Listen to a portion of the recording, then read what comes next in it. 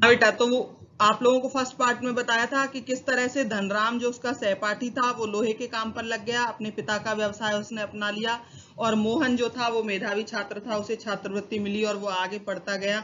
उसके पिता के हौसले बुलंद हो गए कि मैं अपने बच्चे को आगे अच्छा पढ़ा लिखा कर मतलब अच्छा आदमी बनाऊंगा। मोहन पढ़ लिख कर वंश का दरिद्र मिटाएगा, ये उनकी हार्दिक इच्छा थी। लेकिन इच्छा होने भर से कुछ नहीं होता।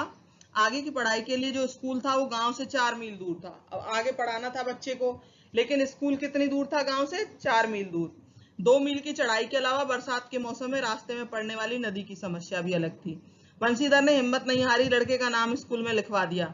बालक मोहन लंबा रास्ता तय करके स्कूल जाता, छुट्टी के समय थका मांदा घर लौटता तो पिता पुराणों की कथाओं के विद्यावसनी बालकों का उदाहरण देकर उसे उत्साहित करने की कोशिश करते कि पहले कैसे कैसे बच्चे हुए हैं और वो कितनी मेहनत करते थे, उसका उत्साह बढ़ाते थे। अब बेचारा बच्चा क्या करे, इतनी दूर पैदल चल के जाता था, थक जाता था।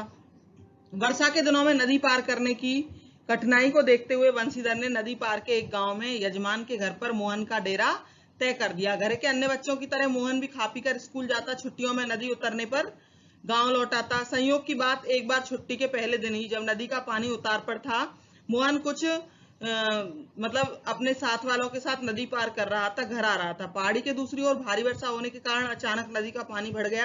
पहले नदी की धारा में झाड़ झंकड़ और पतेल आने शुरू हुए, पत्ते आने शुरू हुए। अनुभवी जो साथ में बच्चे थे उन्होंने तेजी से पानी को काटकर आगे बढ़ाने की कोशिश की, लेकिन किनारे पहुंचते न पहुंचते मटमैले पानी का रेला उन तक आ पहुंचा। वे लोग किसी प्रकार सकुशल पार पहुंचने में सफल हो गए। इस घटना से क्या हुआ, बंशीधर जी घबरा गए। उनका बच्चा क्या होता, बह जाता। अब वो बच्चे के भविष्य को लेकर चिंतित होने लगे कि कहाँ इसको पढ़ाया जाए, आखिर क्या किया जाए।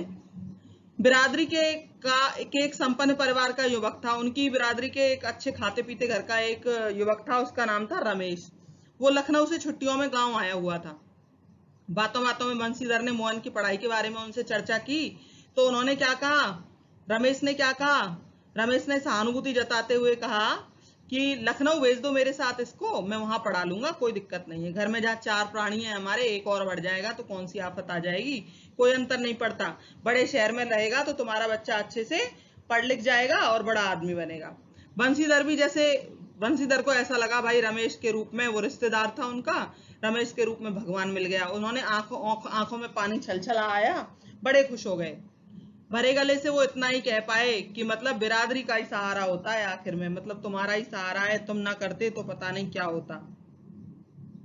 तो क्या हुआ, छुट्टियां शेष होने पर रमेश वापस लौटा तो माँ बाप और अपनी गांव की दुनिया से बिछुड़कर सहमा सहमा सा मोहन भी उसके साथ लखनऊ आ गया। जब लखनऊ ले गया कौन, रमेश ले गया उसको, किसको, मोहन को अपने साथ। घर की दोनों महिलाएं जिन्हें वह चाची और भाभी कहकर पुकारता था, उनका हाथ बटाने के अलावा धीरे धीरे वो मोहल्ले की सभी चाचियों और भाभीियों के कामकाज में भी हाथ बटाने लगा। अब वो गया तो बेचारा वहां पढ़ने था, मतलब उसका संघर्षपूर्ण जीवन बताया है कि वो पढ़ने गया था, लेकिन हुआ क्या उसके साथ, उसको वहां नौकर बना दिया, अपने घर के काम करवाने लगे। आस पड़ोस के लोग भी ये लिया वो लिया, उसको पढ़ाई लिखाई उस मतलब कुछ नहीं।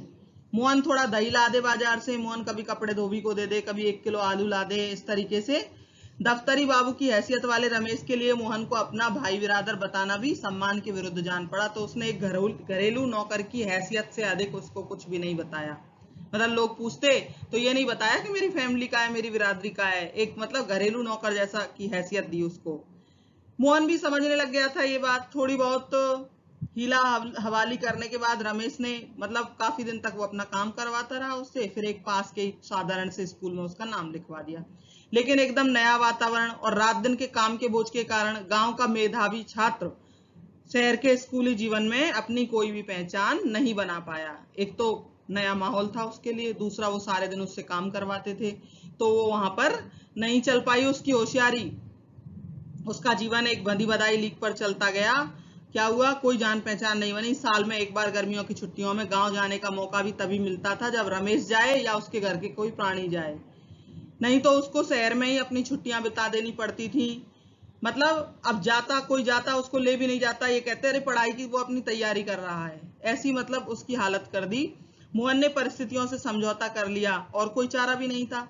घर वालों को बेचारा अपनी वास्तविक स्थिति भी क्या बताता।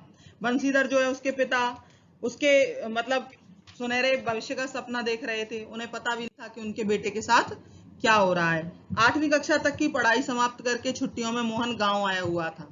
अब 8वीं की पढ़ाई उसने पूरी कर ली वहां साधारण से स्कूल में। अब वो कहाँ गया, गांव आया। जब वह लौटकर लखनऊ पहुंचा तो उसने अनुभव किया कि रमेश के परिवार के सभी लोग जैसे उसकी आगे की पढ़ाई के पक्ष में नहीं है। गांव आया, छुट्टियों में वापस गया लखनऊ, तो जो उसके रमेश और उसके घर वाले थे उन्होंने क्या कहा कि बहुत है, 8वीं तक पढ़ लिया, आगे उसकी पढ़ाई के पक्ष में नहीं थे। बात घूम फिर कर जिस ओर से उठती वह उसी मुद्दे पर खत्म हो जाती कि हजारों लाखों बीए एमए पढ़े हैं, मारे मारे फिर रहे हैं, कुछ नहीं होता, ऐसी पढ़ाई से तो अच्छा है कोई हाथ का काम सीख ले। रमेश ने अपने किसी परिचित के प्रभाव से उसे एक टेक्निकल स्कूल, तकनीकी स्कूल में दाखिला दिलवा दिया। मोहन की दिनचर्या में कोई विशेष अंतर नहीं आया। वो पहले की तरह स्कूल और घरेलू कामकाजों में व्यस्त रहने लगा। वह पहले की और मोहन अपने पैरों पर खड़ा होने के लिए कारखानों और फैक्ट्रियों के चक्कर लगाने लगा। मतलब छोटी सी उम्र में ही उस बच्चे को 8वीं तक पढ़ाया बस, और कैसे कोई टेक्निकल वर्क उसको ऐसे ही कि ये सीख ले, सस्ते ऐसे ही कम पैसे में कुछ सिखा दिया उसको, और घर के काम करवाते थे उससे नौकरों की तरह। और धीरे धीरे मोहन फैक्ट्री और कारखानों के चक्कर लगाने लगा छोटी सी उम्र में ही कि मुझे कोई काम मिल जाए। बंशीधर से जब भी कोई मोहन के विषय में पूछता तो बड़े उत्साह के साथ वो कहते, पढ़ाई की बात बताते। उनको विश्वास था कि एक दिन बड़ा अफसर बनके उनका बेटा वापस आएगा। लेकिन जब उन्हें वास्तविकता का पता चला तो ना सिर्फ उन्हें गहरा दुख हुआ, बल्कि वे लोगों को अपने स्वप्न भंग की जानकारी देने का साहस भी नहीं जुटा पाए। ये भी नहीं कह पाए लोगों से कि मैं तो क्या क्या सोचा करता था। धनराम ने भी एक दिन उनसे मोहन के बारे में पूछा। घास का एक तिनका तोड़कर दांत खोदते हुए उन्होंने बताया कि सेक्रेटरिएट में नियुक्ति हो गई है और शीघ्र ही विभागीय परीक्षा देकर वो बड़े पद पर पहुंच जाएगा। धनराम त्रिलोक सिंह की मास्टर की जो भविष्यवाणी थी वो सोचता था, ये तो उस पर पूरा यकीन था कि मोहन तो अफसर बनेगा ही बनेगा, ऐसा होना तय था। दोनों दोस्तों के मतलब फिर वो जैसे ही उसको पता चला बंशीधर को कि मेरा बेटा तो मतलब ऐसी स्थिति हो गई उसकी, तो धनराम के शब्द मोहन लला तो बचपन से ही बड़े बुद्धिमान थे, ये शब्द अब उसके पिता को बड़े ही कचौटते थे, बड़ा ही दुख पहुंचाते थे। बंशीधर बड़े दुखी हो गए। मोहन अब क्या हुआ, मोहन कहाँ आ गया, अपने गांव में आ गया। त्रिलोक सिंह मास्टर की बातों के साथ साथ बचपन से लेकर अब तक के जीवन के प्रसंगों पर मोहन और धनराम क्या कर रहे हैं, बात कर रहे हैं। ये फ्लैशबैक में स्टोरी चली गई थी, जो मोहन जो है अपने उस पर किस पर, हसुए के फाल पर धार रखवाने के लिए गया था धनराम लोहार के पास। वहां जाकर ये अपनी पिछली बातों को सोचते रहते हैं कि क्या क्या उन दोनों के साथ बचपन में हुआ था। अब हसुए के फाल निकालकर उसने भट्टी में तपाया, मन लगाकर उसकी धार गड़ दी गई। गर्म लोहे की हवा में ठंडा होने में काफी समय लग गया। धनराम ने उसे वापस बेंत पहनाकर मोहन को लौटाते हुए कहा, जैसे अपनी भूल चूक के लिए माफी मांगी हो। बेचारे पंडित जी को तो फुर्सत ही नहीं रहती, लेकिन किसी के हाथ भिजवा देते, मैं जल्दी बना देता। मतलब मोहन से कहा, आप क्यों आए, आप पंडित जी को तो बेचारे को फुर्सत ही नहीं होती, किसी के हाथ भिजवा देते, मैं बना के दे देता। मोहन ने उत्तर में कुछ नहीं कहा, लेकिन हसुए को हाथ में लेकर वो फिर बैठा रहा, और वापस जाने की उसे कोई जल्दी नहीं थी। सामान्य तौर पर ब्राह्मण टोले के लोगों का शिल्पकार टोले में उठना बैठना अच्छा नहीं होता। जाति व्यवस्था के आधार पर शिल्पकार जो लोग हैं छोटी किस्म के माने जाते हैं, और ब्राह्मण वर्ग के लोग उनके साथ उठे बैठे तो ये सही नहीं माना जाता। लेकिन वो वहीं बैठा रहा।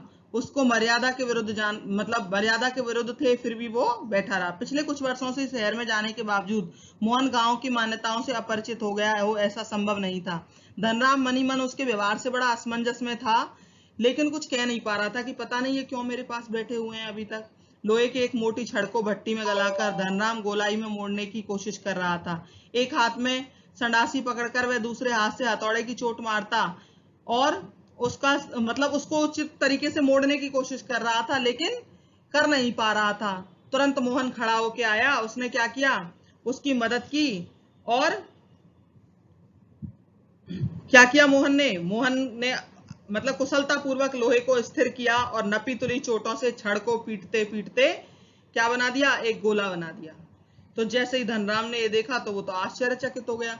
मोहन का हस्तक्षेप और फुर्ती इतनी आकस्मिक थी कि वो अवाक सा उसकी ओर देखता रह गया।